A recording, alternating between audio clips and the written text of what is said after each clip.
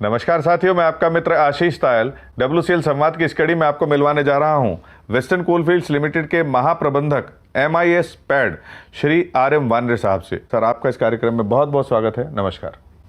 नमस्कार sir, MIS pad विभाग के द्वारा किए जाने वाले मुख्य कार्यों के बारे में हमारे WCL परिवार के सदस्यों को बताएं। साथ ही यह भी बताएं कि डिपार्टमेंट की कंपनी के उत्थान में क्या भूमिका है।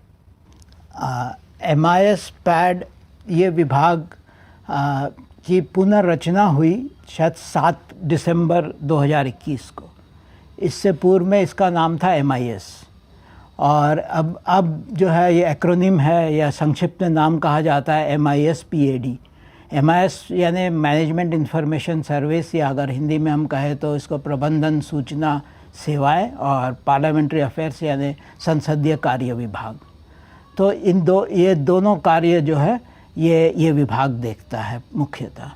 अब इसमें हमारे CMD साहब का एक विज़न था और उस विज़न के तहत MIS पैड को अलग किया गया और एक दूसरा विभाग एक्सप्लोजिव एंड ब्लास्टिंग टेक्नोलॉजी उसको अलग किया गया। तो इसमें MIS पैड में हम लोग के पास में एक स्टैटिस्टिक्स सेक्शन है जिसमें काफ़ी डेटा आता है और डेटा को प्रोड्यूस करना पड़ता है और उसको हम एनालाइज करके देते हैं और उसके बेसिस में हमारा टॉप मैनेजमेंट एक स्ट्रेटेजिक विज़न डेवलप कर सकता है, अपनी आगे की स्ट्रेटेजी उसमें तय कर सकता है कि क्या क्या कर पाएंगे, किस तरह से कोर्स करेक्शन करना है। इस प्रकार का कार्य पूरा टॉप मैनेजमेंट के लिए हम करते हैं। MIS पैड के पास में जो भी इंफॉर्मेशन आती है ये बेसिकली अंदरूनी में तो टॉप मैनेजमेंट के पास जाती है और बाहर में यही इन्फॉर्मेशन मिनिस्ट्री में भी जाती है, कोल इंडिया में भी जाती है, CCO के पास भी जाती है। इस प्रकार से MIS पैड एक्चुअली इस कंपनी में एक ऐसा विभाग है जो बाहर कंपनी की इमेज को, कंपनी के इन्फॉर्मेशन को बाहर प्रस्तुत करता है। तो इसलिए चूँकि ये इन्फॉर्मेशन बाहर जाती है तो MIS पैड का दायित्व है और हम इसको निभाने की पूर्णतः कोशिश करते हैं कि हमारी जानकारी हमेशा सही हो, हमारी जानकारी सटीक हो, स्पष्ट हो और हमारी जानकारी समय पे पहुँचे। सुबह 7:50 में कुछ रिपोर्ट आती है, वो टॉप मैनेजमेंट को दी जाती है। उसके बाद एक 8:30 बजे क्विक रिपोर्ट देते हैं डैशबोर्ड के फॉर्म में। उसके बाद एक 9:30 बजे हम एक रिपोर्ट भेजते हैं जिसमें पूरी कंपनी का उस दिन का जो लेखा जोखा, प्रोडक्शन से रिलेटेड, डिस्पैच से रिलेटेड, प्रोडक्शन में भी कोयला, OB, देन OB में भी डिपार्टमेंटल हायरिंग, देन स्टॉक में हम even rake wise, mode wise dispatch, किस थर्मल पावर स्टेशन को कितना रेक गया, हमारा स्टॉक की पोजीशन क्या है, और रेंज का मौसम है, मानसून का मौसम है तो रेंज कितना हुआ। इस तरह की बहुत ज़्यादा इन्फॉर्मेशन हमारे पास में आती है जिसको हम एक सेट फॉर्मेट, एक प्रारूप तैयार किया हुआ है, एक डिज़ाइन किया हुआ प्रारूप है, उसमें उसी वक्त में देना है। तो हमारे पास में सुबह में जब तक आप ऑफिस आते हैं तब तक हमारी सारी रिपोर्ट्स जो है जा चुकी होती है, जिसमें कोल इंडिया, CCO, मतलब हमारे अपने लोगों के अलावा बाहर में भी जा चुकी होती है। मॉर्निंग डेली मीटिंग करते हैं CMD साहब, उसमें उसके ऊपर में चर्चा होती है और जो भी उस दिन का कोर्स करेक्शन करना है वो होने की एक संभावना उसमें जाग जाती है। हर रोज़ महीने के आखिरी में हमको फॉर्म 3B एक आ जाता है जिसमें हमको सारी स्लीपेज रिपोर्ट बन जाती है। उसके बेसिस में मुझे 3 तारीख को CMD साहब JSFA को, मैडम को, एक शॉर्ट DO भेजते हैं जिसमें कंपनी की जो उपलब्धियां हैं उसके बारे में चर्चा होती है। 5 तारीख को सेक्रेटरी साहब को इससे थोड़ा ज़्यादा डिटेल रिपोर्ट जाती है जिसमें कैपेक्स का भी इशू होता है, प्रॉफिट भी आ जाता है, फिजिकल फाइनेंशियल डेटा एंटायर जो है वो कैप्चर होके चला जाता है। GM's कोऑर्डिनेशन मीटिंग होती है, उसके लिए हम रिपोर्ट बनाते हैं। बोर्ड के पेपर्स है जिसमें प्रोडक्शन का एनालिसिस होता है कि क्यों कितना ये प्रोडक्शन हुआ, तो क्यों नहीं हुआ, किस महीने हुआ, उसके बारे में बात होती है। देन इसके अलावा हम एक मंथली रिपोर्ट भी हमको देनी पड़ती है कोल इंडिया को, जो येलो बुक के अनुसार जिसको हम लोग फॉलो करते हैं, फॉर्म 4C के रूप में वो जाती है। फिर सेक्टर वाइज अंडरग्राउंड प्रोडक्शन की रिपोर्ट जाती है E&M डिपार्टमेंट को, इसकी भी तारीख तय है कि 15 तारीख तक जाती है। सीसीओ को भी हम स्टॉक की रिपोर्ट, ग्रेड की report, mine wise grade wise stock की रिपोर्ट सीसीओ को, इसको भी हमको 10 से 12 तारीख के बीच में देना पड़ता है। इस तरह से तारीखवार हम लोगों को ये कार्य करना पड़ता है, जिसको हमारे अपने जो प्रेजेंट रिसोर्सेस है, 2 एग्जीक्यूटिव्स हैं हमारे पास में, उनके साथ में हम मिलके ये काम कर पाते हैं। पार्लियामेंट में आप लोग जानते हैं कि 3 सेशन होते हैं। एक होता है monsoon session, budget session and winter session. इस बीच में भी जो समय होता है उसमें स्टैंडिंग कमिटीज़ का विज़िट होता है, उनकी मीटिंग्स होती है। तो इसमें भी मेरा एक ऑफिसर मेरा इसमें लगातार लगा रहता है, जिसको जो पार्लियामेंट्री क्वेरीज आती है। पार्लियामेंट्री क्वेरीज भी 2 प्रकार की होती है, एक स्टार क्वेश्चंस होते हैं, एक नॉन स्टार क्वेश्चंस होते हैं। जनरली स्टार क्वेश्चंस को ऑनरेबल मंत्री जी स्वयं पढ़ते हैं पार्लियामेंट में, तो और उसके साथ सप्लीमेंट्री भी आ जाता है, तो उसकी तैयारी थोड़ी ज़्यादा होती है, और उसका अप्रूवल चेयरमैन के जो एसओपी है उसका अप्रूवल चेयरमैन साहब करते हैं, और उसको समय से जाना है। और दूसरा अनस्टार क्वेश्चन है, जो या तो एडमिटेड होते हैं या अनएडमिटेड होते हैं। अनएडमिटेड हम लोगों को जनरली सेशन चालू होने से थोड़ा पहले आ जाते हैं कि इनकी संभावना है एडमिट होने की, तो उसके भी जवाब जो है हमको विभिन्न विभागों से लेके उसको कंपाइल करना पड़ता है, क्योंकि एक प्रश्न में 2-3 प्रश्न और छुपे रहते हैं जो अलग अलग विभाग से होंगे, तो उनका तारतम्य बैठा रहना चाहिए, उनमें जो है कुछ कॉन्ट्राडिक्शंस नहीं होने चाहिए। इसको इंश्योर करते हुए हम लोग रिपोर्ट जवाब को कंपाइल करके हर जो भी विभाग जिस डायरेक्टर के अंडर में आता है उनका अप्रूवल लेने के बाद इसको कोल इंडिया में पीएडी डिपार्टमेंट है वहाँ भेजते हैं, जहाँ पे डीटी नॉर्मली अनस्टार क्वेश्चन को अप्रूव करते हैं और स्टार क्वेश्चन को जैसे मैं बताया चेयरमैन साहब अप्रूव करते हैं। तो इन 3 सेशंस के अलावा हमको जो बीच वाला जो समय है उसमें काफ़ी स्टैंडिंग कमिटीज़ है पार्लियामेंट की, जैसे कोयले की है, माइंस की है, इसके अलावा स्टील की है, और पीएसी है, पब्लिक अकाउंट्स कमेटी है, सीएसआर के लिए कमेटी है, वेलफेयर के लिए कमेटी, इस प्रकार की कमिटीज़ का विज़िट होता है। उनके लिए भी बैकग्राउंड नोट्स बनाना, उनके लिए पीपीटी बनाना, उनके लिए ओवरऑल एक कोऑर्डिनेट करना।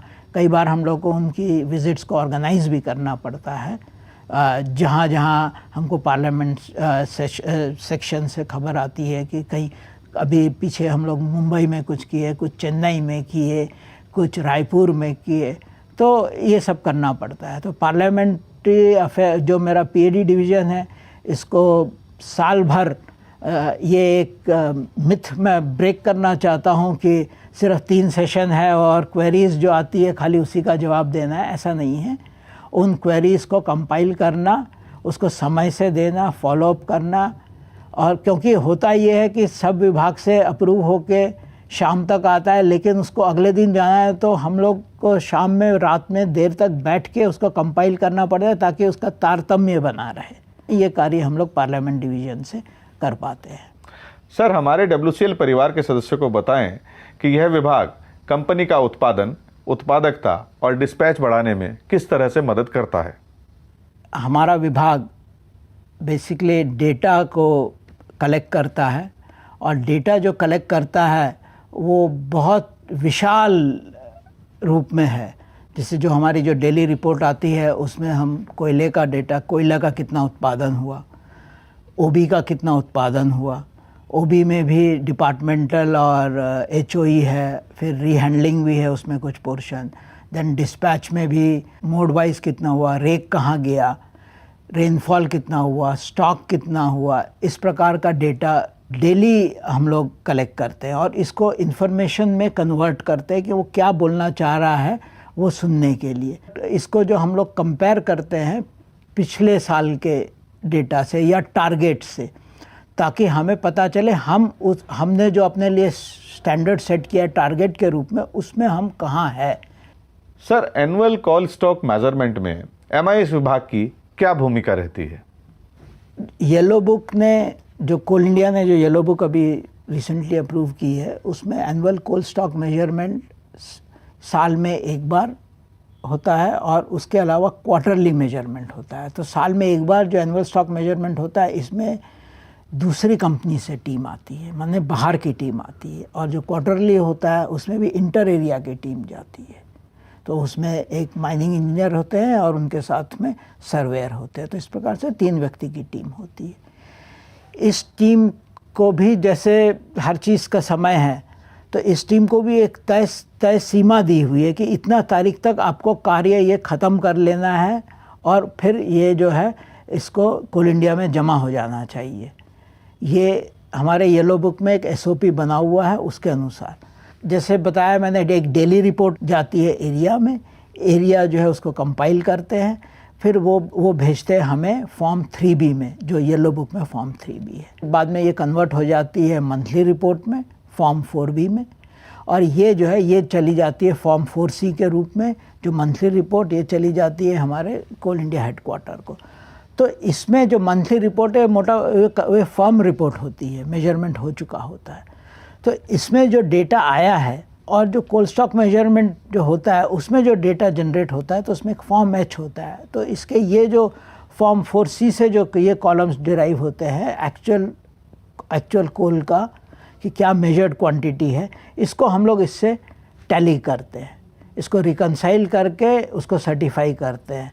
तो ये काम हमको साल में 2 बार समय से, एक बार साल में एक बार एनुअली और एक बार क्वार्टरली, साल में 4 बार, इस तरह से 5 बार हमको समय से इसको प्रोडक्शन डिपार्टमेंट को हमको जमा करना पड़ता है फॉर्म H में। सर, सिस्टम्स इम्प्रूवमेंट के तहत MIS पैड विभाग द्वारा कौन सी पहल की गई है?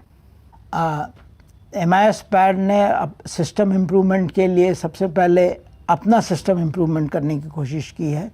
तो हमारे यहाँ एक सिस्टम था कि बहुत सारे रिपोर्ट्स जो है हम लोग ये जो डेली रिपोर्ट सुबह भेजने के बाद भी एक व्यक्ति मेरा टेलीफोन से इसको उठाता था। अब हमने इसको एक फॉर्मेट फॉर्म में ये करके उसको हम लोग नई टेक्नोलॉजी का इस्तेमाल करके उसको मंगा रहे हैं। तो इसमें हमारे इस व्यक्ति को हम दूसरे जगह में गेनफुली डिप्लॉय कर सकते हैं, उसकी प्रोडक्टिविटी बढ़ गई है।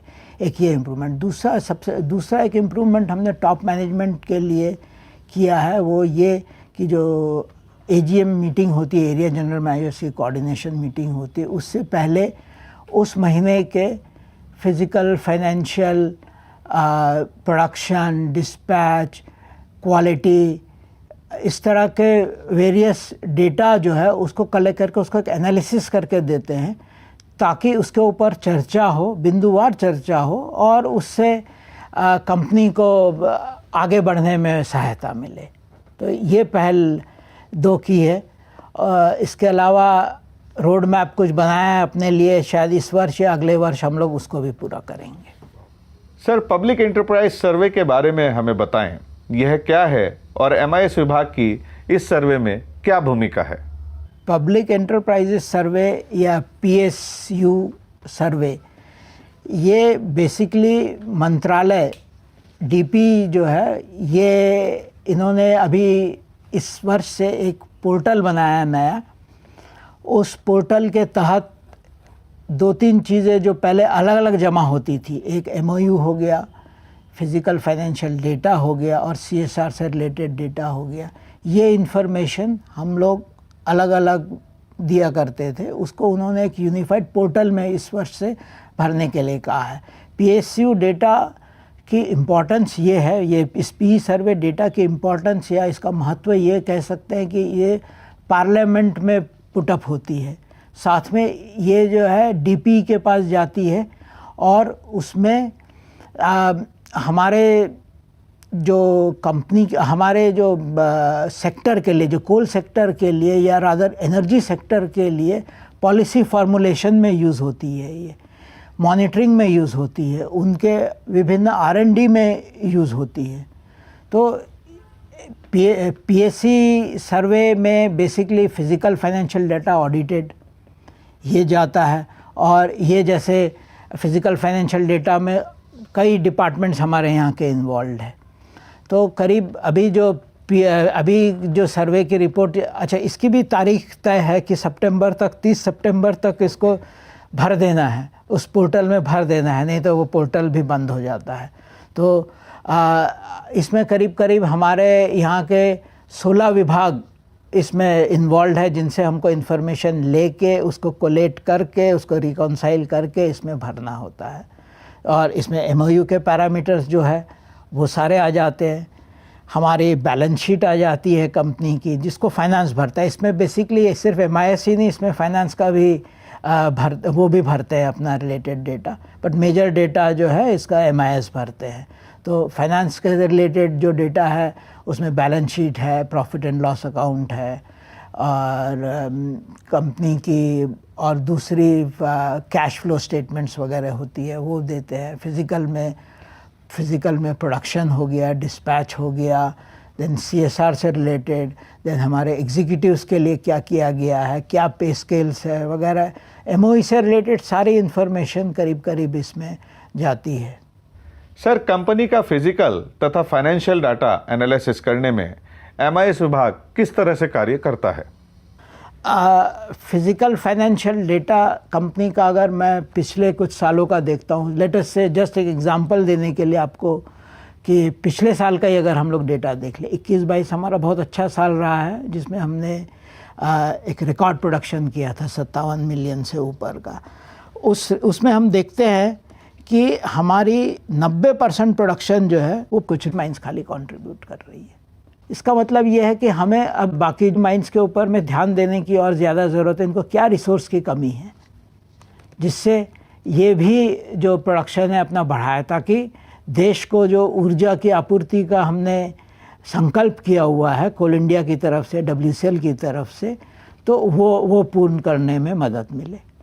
तो एक ये डेटा हम लोग जो है एनालाइज करके दे सकते हैं कंपनी को, हमारे टॉप मैनेजमेंट को, और इसी डेटा के बेसिस में अगले साल का टारगेट भी सेट हो सकता है। इससे हमारे को जिन्होंने 90% प्रोडक्शन किया, जिनका पोटेंशियल एक असेस हो गया, कईयों ने अपने टारगेट से अधिक कर दिया, तो उनका एक पोटेंशियल है, तो उनके लिए एक रिवाइज टारगेट हो सकता है कि ये इतना कर सकते हैं। तो एक चैलेंज उनके सामने डाला जा सकता है, बिकॉज कंफर्ट जोन से बाहर हम जो है अपने माइंड्स को भी और उनका मैनेजमेंट को भी निकाल सकते, क्योंकि हमें विश्वास रहता है कि ये लोग इतने क्रिएटिव और इतने जुझारू है कि इनको जो भी चैलेंज दे वो रेजिलियंस के साथ उसको फेस करते हैं और उसको कंप्लीट करते हैं। ये हम लोग का डिमॉन्स्ट्रेट हुआ भी है कि पिछले साल हम लोग एक लोएस्ट फिगर में चले गए थे। उससे पहले भी हमने एक पीक अचीव किया था, एक प्रैक्टिकली एक वी बन गया था।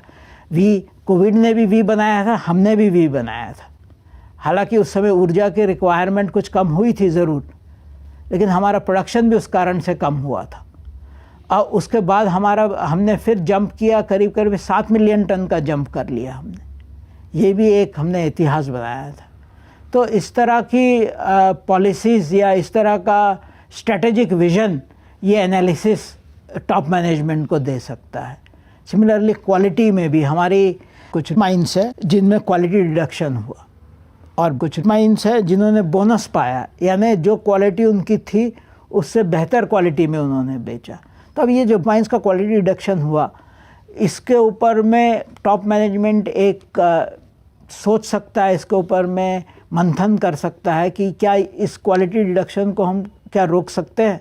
हो सकता है कोई नई टेक्नोलॉजी ला ले, जैसे ओपन कास्ट में हम लोग continuous minor surface miner introduce कर सकते हैं, ताकि हम थिन सीम्स जो है जो बैंड्स को अलग हम लोग माइन कर पाए। क्वालिटी अच्छा होने से नेचुरली हमको सेल्स रियलाइजेशन भी अच्छा होता है, कंपनी की फाइनेंशियल पोजीशन भी इम्प्रूव हो जाती है। तो इन सब का कैस्केडिंग इफेक्ट है। तो एमआईएस विभाग अपने इस डेटा एनालिसिस से ये इनपुट टॉप मैनेजमेंट को देता है। सर, आपने कोल इंडिया के WCL, CMPDIL तथा कोल इंडिया कॉरपोरेट लेवल सभी जगह पे काम किया, आपका काफ़ी अच्छा अनुभव रहा। हम चाहते हैं कि आप अपने अनुभव के आधार पर इस संवाद मंच के माध्यम से हमारे लोगों के साथ अपना संदेश साझा करें। मैं सबसे पहले तो आभार व्यक्त करता हूँ कोल इंडिया को, WCL को, CMPDI को, कि मुझे ये मौका मिला कि समय समय पर मेरे कैरियर ग्रोथ में, कैरियर के उत्थान में विभिन्न विभाग का काम मुझे सौंपा गया, और जिसको मैंने अपनी भरसक प्रयत्न करके उसको पूर्ण करने का ये किया। आगे के लिए अभी ये मैं कहना चाहता हूँ कि हम लोग डेटा को डील करते हैं, तो इंडस्ट्री 4.0 अभी बहुत तेज़ी से इंट्रोड्यूस हुआ है और उसी की तर्ज पे माइनिंग 4.0 ये हम लोगों को इंट्रोड्यूस करने का वक्त है, ताकि हमारी जो भी मशीन्स है, जो भी हमारा मैन पावर है, जो भी हमारे रिसोर्सेज है, वो IoT या आर्टिफिशियल IoT के द्वारा बात करे और उससे जो डेटा जनरेट हो उसको हम आर्टिफिशियल इंटेलिजेंस के द्वारा उसको एनालिसिस करके उसको हम लोग प्रोवाइड कर सके कि हमारा जो मैनेजमेंट है, चाहे जनरल मैनेजर लेवल का हो या CMD या डायरेक्टर या चेयरमैन लेवल का हो, उनके पास में जो भी क्वेरी हो कि ये हमारा प्रोडक्शन गिर रहा है तो क्यों गिर रहा है, तो तुरंत आर्टिफिशियल इंटेलिजेंस से ही हमको पता चले शायद हॉल रोड का हमारा गड़बड़ है या हमारा कहीं सेफ्टी के इश्यूज़ है, कहीं हमारा फॉल्ट आने वाला है या आ गया है, तो अकॉर्डिंगली वो एक कंटिजेंसी प्लान जो है प्लान कर सकते हैं। उनको ज़्यादा समय जो है सोचने में, प्लानिंग में, बिकॉज मैं प्लानिंग बैकग्राउंड से हूँ, मैंने काफ़ी समय प्लानिंग में बिताया CMPDI में रहने के कारण, तो प्लानिंग का महत्व बहुत है कि हम अगर ज़्यादा समय प्लानिंग में करें तो हमें एग्जीक्यूशन करने में उसको बहुत आसानी हो जाती है। तो यही समय और यही डेटा और यही क्वालिटी ऑफ डेटा हमको अपने एग्जीक्यूटिंग मैनेजर्स को देना चाहिए। ये मैं चाहता हूँ और यही मेरा विज़न भी है कि माइनिंग 4.0 का इस कंपनी में, WCL हो या कोल इंडिया में, एक बहुत अच्छे तरीके से इंट्रोड्यूस हो जाए और इस्टेब्लिश हो जाए, यही हमारा विज़न है। सर, आज के इस कार्यक्रम में आप हमारे साथ उपस्थित हुए, आपने बहुत ही महत्वपूर्ण जानकारी हमारे WCL परिवार के सदस्यों के साथ साझा की, इसके लिए हम आपका हृदय से धन्यवाद करते हैं। नमस्कार। धन्यवाद। मैं अगर एक शब्द में अगर कहने के लिए आप कहें तो बहुत ही क्रिएटिव और एकदम ही अनथिंकेबल आपका ये वेंचर है, अगर इसको वेंचर मैं कहूँ तो। ऐसा कहीं मुझे भी करीब 37 ईयर्स मैंने भी बिता लिए कोल इंडस्ट्री में और जगह जगह मुझे काम करने का मौका मिला as head of the institute, as head of the department, even as corporate में भी कई जगह में मुझे मौका मिला जिसमें हमको बाहर से भी लोगों को मिलने का मौका मिलता है, वो क्या कर रहा है वो भी देखने को मौका मिलता है। ऐसी पहल शायद किसी की नहीं थी। तो मैं तो आपको और आपकी टीम को पर्सनली एकदम कंग्रेचुलेट करता हूँ मन से, दिल से, कि और इस प्रयास को आप जारी रखिए। ये एक बहुत अच्छा प्रयास है जिसमें हमारी कंपनी के सब व्यक्तियों को ये पता चलता है कि विभिन्न विभाग क्या कार्य कर रहे हैं, और ऑब्वियसली सब विभाग है तो वो किसी कारण के लिए बने हैं, नहीं तो वो बंद हो जाते, मेरा ये मानना है। अब उसमें है कि हर व्यक्ति हर काम नहीं कर सकता है, 5 उंगलियां हैं, हर व्यक्ति अपने अपने स्किल लेवल से काम करता है, और मैनेजमेंट हमारा इतना सक्षम है, इतना गुणी है कि वो आदमी को पहचान के उसको वहाँ पे रखता है ताकि वो मैक्सिमम आउटपुट दे सके। अल्टीमेटली कंपनी का फ़ायदा ऊपर से नीचे हम सब लोग चाहते हैं, और आप भी उसी में आपका ये प्रयास मैं देख रहा हूँ। जो कंपनी में अभी सेबी की जो नई गाइडलाइंस, जिसको मैं बार बार कहता हूँ कि CSG की जो गाइडलाइंस है, उसमें आप बहुत खरे उतर रहे हैं। कंपनी को इसको प्रमोट करना चाहिए। Thank you sir. साथियों, WCL संवाद कार्यक्रम को आपने खूब सराहा, ढेर सारा प्यार दिया। इस कार्यक्रम को और अच्छा बनाने के लिए हम आपके सुझाव निरंतर आमंत्रित करते हैं। नमस्कार।